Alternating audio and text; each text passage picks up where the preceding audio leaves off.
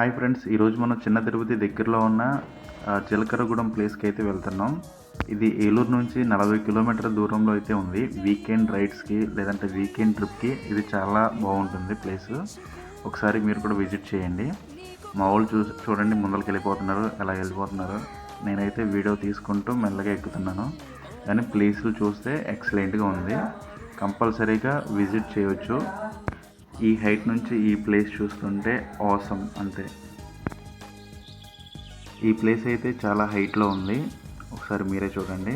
దాంతోపాటు ఒక రాయిని ఇలా చెక్కడం అంటే అప్పట్లో వాళ్ళకి మాత్రమే సాధ్యం.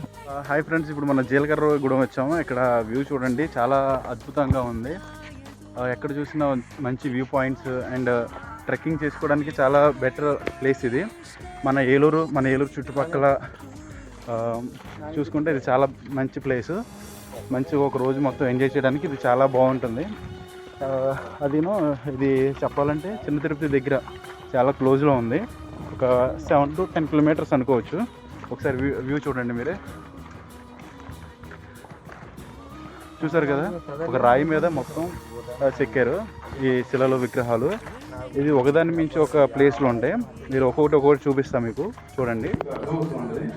ఇక్కడ నుంచి చూసుకుంటే మీ లోపల ఇక్కడ ప్రతి చాలా వాసన వస్తుంది. ఇక్కడ నుంచి ప్రతి దానికి పాండవులు వనవాసం ఉండేటప్పుడు ఈ ప్లేస్ని విజిట్ చేశారు. ఇక్కడ కొన్ని సంవత్సరాలు ఉన్నారని చెప్పేసి అందరూ చెప్పుకుంటూ ఉంటారు.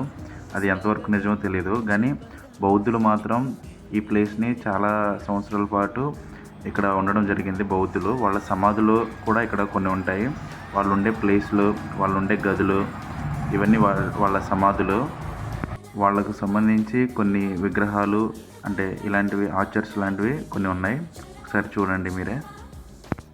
ఇదే ఫ్రెండ్స్, ఇది జీలకర్రగూడెంలో హైట్ ప్లేసు. ఇంకా వచ్చేస్తున్నాం అందరం. అంటే చాలా మిట్ట మధ్యాహ్నం వెళ్ళడంతో అందరికీ ఓపిక అయిపోయింది. నెక్స్ట్ టైం వెళ్ళినప్పుడు మళ్ళీ